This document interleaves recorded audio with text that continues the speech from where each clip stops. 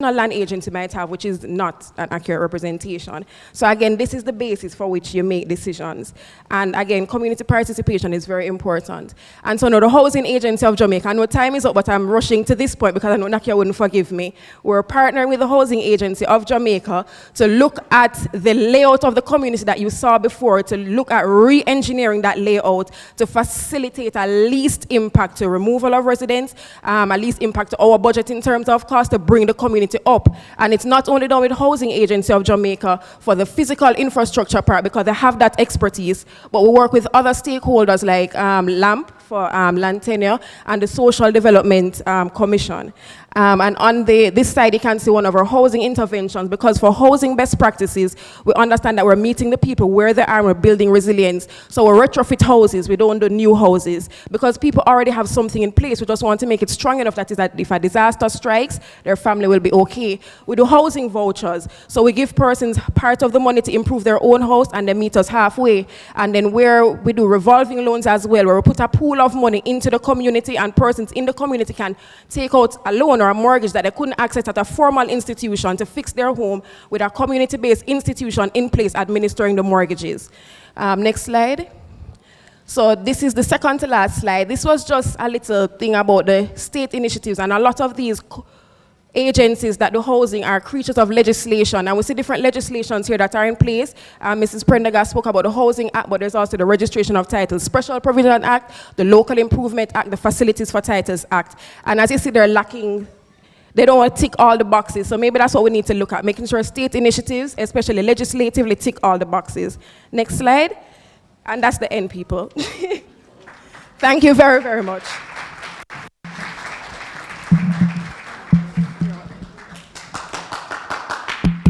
Okay, we are on speed dial here. Unfortunately, two of the participants do have to leave, and they'll probably have to leave in the middle. That is Mrs. Doreen Prendergast and Mr. Donald Moore. So we are going to go to the last person, but if they leave, thank you so much for coming and for participating. We apologize for this extension. Yes, actually, that's a good point. CTD is asking, does anyone have immediate questions for the both of them before they leave? That is for Doreen Prendergast. She's from the Ministry of Economic Growth and Job Creation, and Donald Moore from NHG. No immediate questions. I'm sorry to have to be rushing this section like this. So thanks again to both of you for coming and sharing your knowledge. We are now going to have Dane McLean. Dane McLean is the project officer at the JSIF. He's a community development practitioner with 5 years experience in the sector, a trained economist with a master's in economic development policy.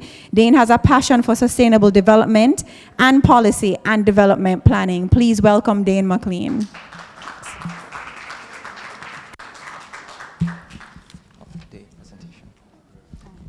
Thank you, Nakia, and good morning, everyone. All right, in keeping with the theme time, I am going to proceed while the presentation is being loaded.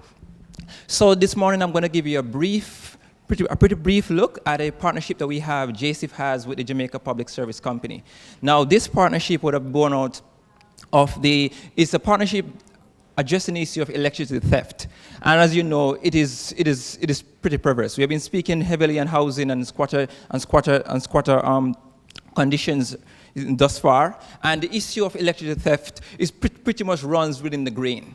Now, you would have, from many of us here, would have remembered in 2014 when we came to an end as it relates to the utility took a decision at that point in time to basically shut down electricity in some of our communities. Now, there was naturally a backlash from that process. Now, leading from that process, a national task force was actually established.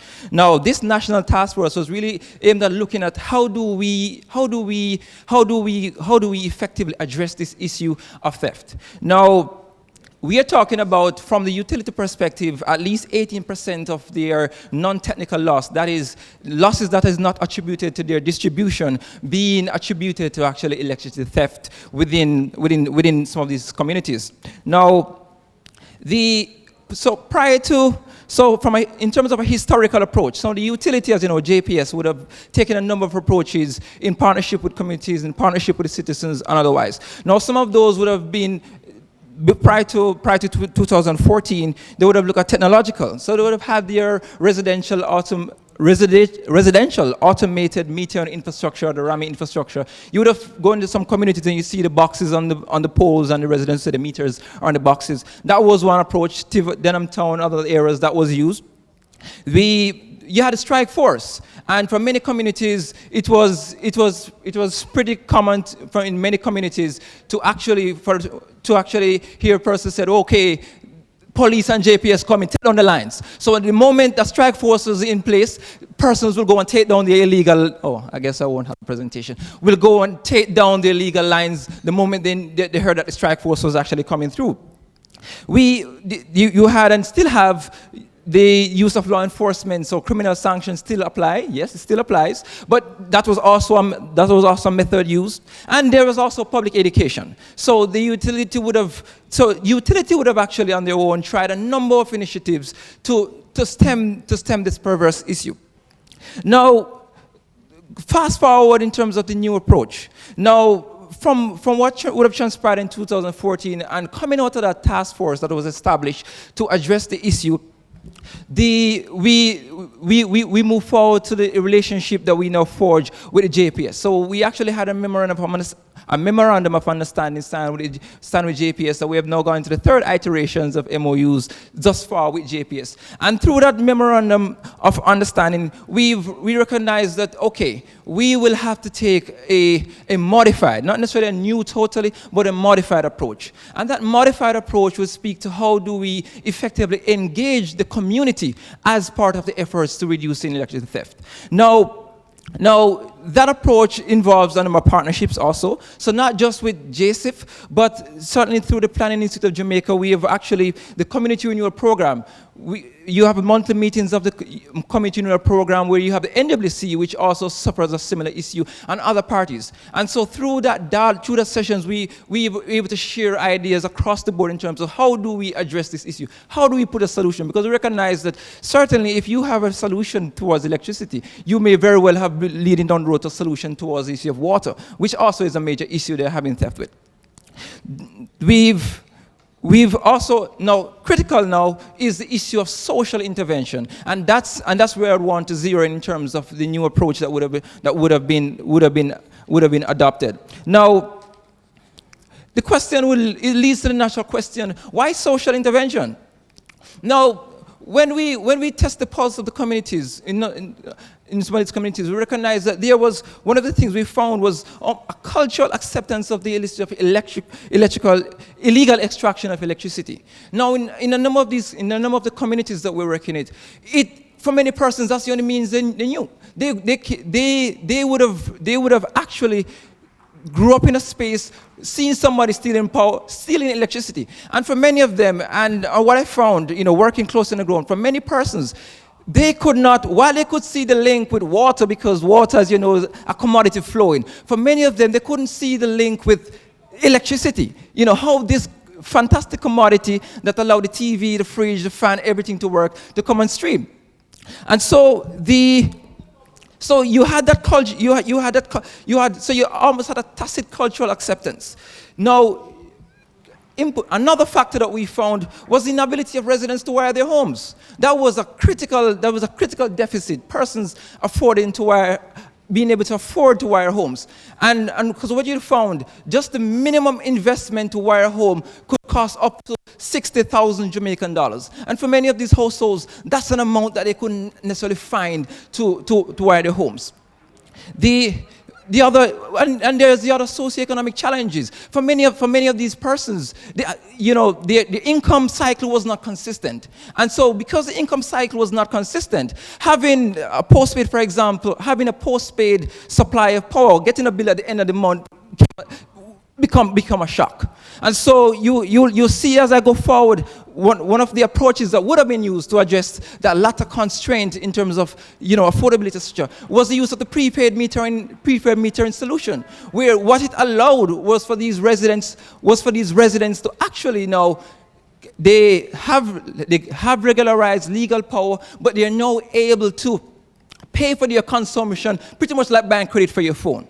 So you have residents, for example, in Majestic Gardens that we have now done over 600 units in Majestic Gardens for the residents. We have actually, that has in partnership between JSP and GPS, we have actually wired the homes free for the residents. So over 614, for example, residents in Majestic Gardens have been wired. And what we found, and importantly, there's a section of Majestic Gardens where we use a unique solution in partnership, also JPS and USAID, who came on board in the partnership. What we have done is put in an infrastructure called a Ready Board. Now, what it allowed, we had residents in these communities whose houses were so fragile, we couldn't wire them normally. So what we pretty much did was put all the electrical components on a board, pretty much half the size of this podium, and we found the strongest point within the house that they have, and installed that board. And it allowed us to provide clean, reliable, safer electricity for these residents. Now, that was and that's just Majesty. Now, overall on the project to date in the partnership, and just to let you know, it's an ongoing initiative. It's still a good way to go, but we are heartened by what we have seen thus far. Just to highlight that thus far we have done over 2,500 homes. So that is between 2015 and 2017. We have assisted over 2,500 residents who have actually had their homes wired under the program. Now, of the numbers that would have had their homes wired, I'm so sorry I didn't have the presentation. It would have been so effective to show. But of the numbers that would have had their home wired, we have, in terms of those who are actually on the JPS grid, I'll give you a quick run through. So from McGregor Gardens, we did 228 homes in McGregor Gardens. We did Maxfield Avenue 302, Painland 94, Elizabeth Gardens 293, Goldsmith Villa 82, Russia and Westmoreland 197. Now so we have done over 2,500 actually, but these are the ones who are actually on the grid because it's ongoing and the others will be hopefully onboarded before the end of this year. Now, in terms of, just a snapshot in terms of what has been achieved to date in terms of, in Maxfield Avenue where we did 302 homes, we have a 100% compliance as it relates to residents actually using the power, paying for the consumption. In Majestic Gardens, we have 93% compliance. In Painland, we have again 100% compliance. In Ellerslie and Taws, we have 66% compliance where residents are actually paying for the consumption. Now, I spoke heavily of house wiring, and the time is going so far. I spoke heavily of house wiring, but in terms of the other elements of the project that I want to quickly speak on, we also, within these communities, to engender the conversation, one of the first things we do was hire a community representative as a facilitator. That community representative became the customer service rep for that community. So it allowed the community to have someone who they're familiar with to interact. They could go there, apply for the consumption, give any issues they have, and that is then reported upwards to JPS, who is able to address the issue. We also went into the communities and provided skills training opportunities for residents in these communities. We also, and to date we have assisted over 30 residents within these communities to receive skills training in cosmetology, electrical installation, and so forth. Importantly, last year, we did what we call the Youth Education Recreation, an initiative pretty much towards students who are in the GSAP program. What we basically did, in 7 project communities that we are working in, Denham Town, Majesty, Painland, etc., we actually assisted 245 students through the program in their GSAP preparation. What we actually did in terms of that assistance was actually, we contracted the community. So we had teachers and so forth within these communities. We give them what is called a community-based contract. Those very teachers organize the sessions within the community space. Each time when the students come out on a weekend, a Saturday or Sunday, we preferred at the time, when the students came out, they were given a wholesome meal, and they were given remedial sessions. Now, overall, just in 30 seconds, overall, what this has allowed to do, the assisting the residents with their house wiring, providing having a community member bridge the interaction between the residents and ourselves and the utility, providing interventions at the GSAT level for the students, providing skills training opportunities, and I missed the other one, providing entrepreneurial opportunities, because we actually rolling out a program now where community residents can apply for grants to actually do small businesses within their space. What it has allowed now, and energy conservation sessions with the prepaid metering infrastructure that is now in place, what this has allowed, and what we are seeing thus far, is that the residents have warmed to the initiative, the residents have embraced the initiative, and thus far, we cannot keep a pace with the demand from the residents from these communities, because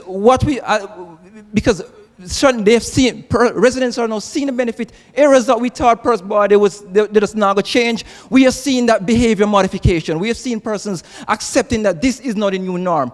And finally, I was so heartened, I brought a team from USA to Majesty last week.